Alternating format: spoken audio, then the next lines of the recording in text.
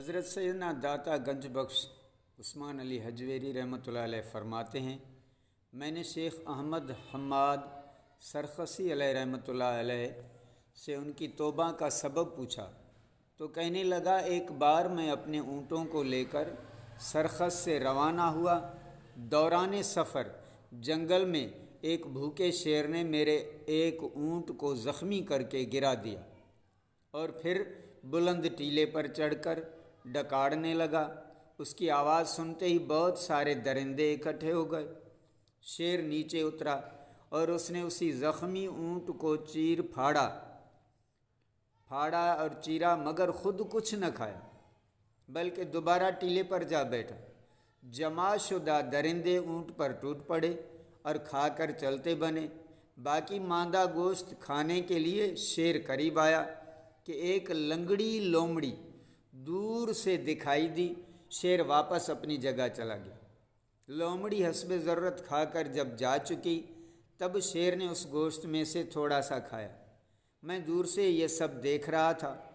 اچانک شیر نے میرا رخ کیا اور بے زبان فصیح بولا، احمد، ایک لقمہ کا ایثار تو کتوں کا کام ہے، مردان راہ حق تو اپنی جان بھی قربان کر دیا کرتے ہیں۔ میں نے اس انوکھے واقعے سے متاثر ہو کر اپنے تمام گناہوں سے توبہ کی اور دنیا سے کنارہ کش ہو کر اپنے اللہ عز و جل سے لو لگا لی۔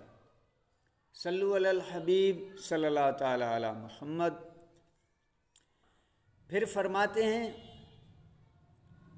کہ نفس کو مارنا بہت ہی مشکل کام ہے، بہت ہی مشکل امر ہے، بس کسی طرح اس کو قابو کرنے کی کوشش کرنی چاہیے۔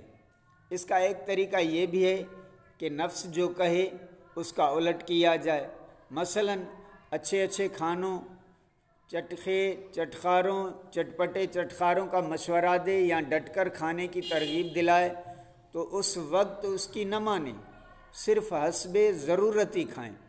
حضور داتا صاحب رحمۃ اللہ علیہ فرماتے ہیں، بھوک صدیقین کی غذا اور مریدوں کی راہ سلوک ہے۔